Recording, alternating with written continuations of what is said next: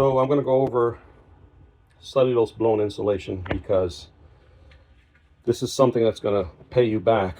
Whatever you invest in it, you're going to get paid every month in savings on your cooling and heating.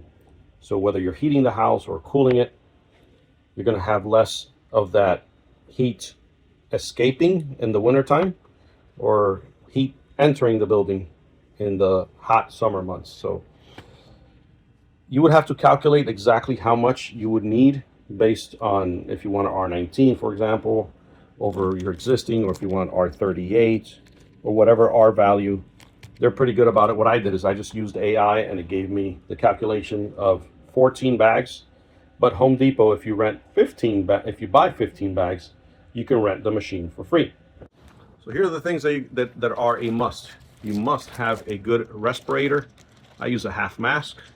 I'm going to use goggles. I'm going to be the one blowing this stuff in the attic. I'm going to have a partner feeding the machine. Of course, I'm going to wear my back brace and knee pads as well.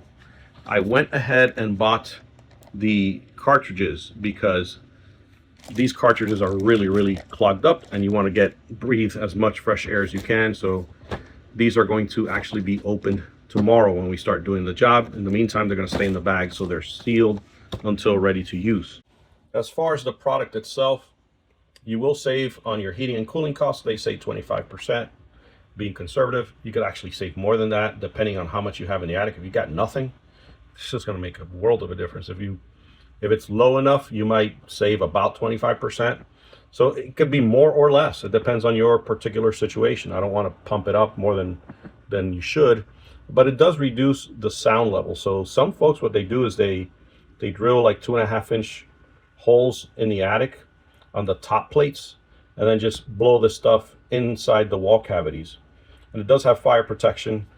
So this cannot easily catch on fire like the blown in fiberglass because it's made out of 85% recycled content. When you look at it in your hand, it's like recycled newspaper, recycled brown paper bags, and that's cellulose insulation. Now it does also have some kind of application to it that will deter bugs in the attic. So that's like another extra bonus there. This is how it looks in the inside of the machine. So you have this protective mesh. So you would put the bags on top of here and then just kind of like break it down and let it fall down there. And you see you have 1, 2, 3 agitators. Those agitators spin around. And then that plate there, you easily slide it out. And there's a fan there that's like a super fast, super heavy duty fan, kind of like a vacuum cleaner running in reverse. So whatever falls down in there is going to get blown out and through the hose and into your attic. So here's the bottom opening. This is a 2.5-inch opening. The hose just clamps in there. You have a little adjustable clamp that you're going to adjust and tighten that in there. This is the part on the inside that you slide out. And as you slide this out towards me, then you're going to have the inside open and accessible for the insulation to fall in there.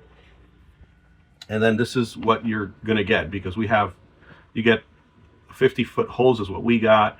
These are the clamps I was referring to, the tube connector. And then you have the controls. I'm going to go over that in a minute. But it's pretty much self-explanatory. I mean, it's not rocket science. It will give you some good instructions here.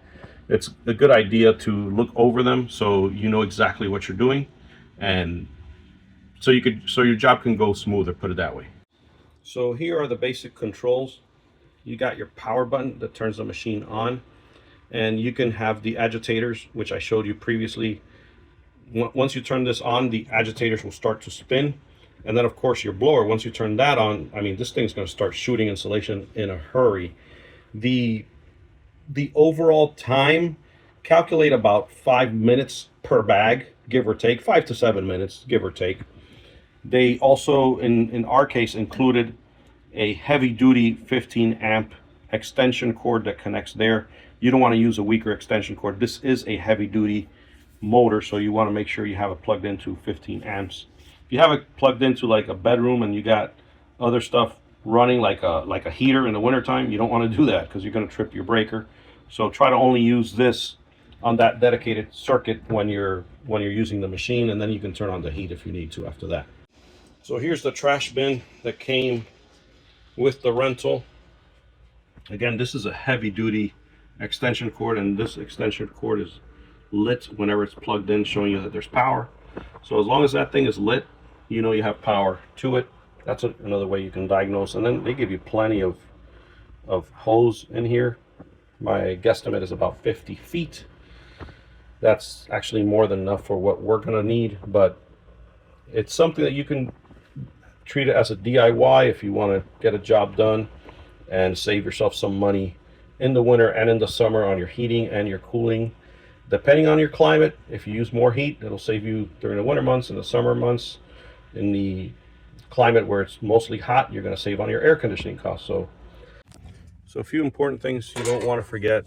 So you want to make sure your hose, and we are working here early in the morning, that's why it's a little dark. But you want to make sure you have this clamp tightened up, which you have a flathead that you're going to need. We have a flathead, but you're going to need one too to tighten that. And then inside here, this plate, it's like a plate that restricts the insulation from falling through the hopper. It's actually in there, so you need to take it out. If you don't do it, the insulation will not be fed into the machine. So we took it all the way out. You just got to remember, it has to go back in the machine when you return it. A couple things to keep in mind. Knee pads. I talked yesterday about the respirator, and get a good light. Thank goodness for Amazon. We got this delivered at 5 o'clock in the morning. We're doing the job now at 6 o'clock in the morning, because you don't want to be in an attic when it's like 100 degrees up there. So we got our knee pads to protect our knees in the attic. We got this nifty Ryobi LED light because we have Ryobi power tools. So our battery will just connect to it and you're good to go. Well, there's our light. We're putting it to the test. Extremely bright. So that'll light up the attic for us. It's got a little button down there to turn it on, and USB and USB-C charger for your phone. Light costs like 25 bucks. Can't beat it. Got that. Got our knee pads ready to go. Machine is ready to go. So very important. I mean, our local Home Depot gave us a nice extension cord that's lit. Just make sure that's always on. Look how bright this thing is. I still can't believe it. 25 bucks. It's going to light up our attic. We're ready to go. It's best to start early in the morning if it's like on a hot summer day, so your attic is not hot. I guess in the winter time it's the opposite. You want to wait till your winter gets warmed up. But we are just about getting ready to go and get this thing started.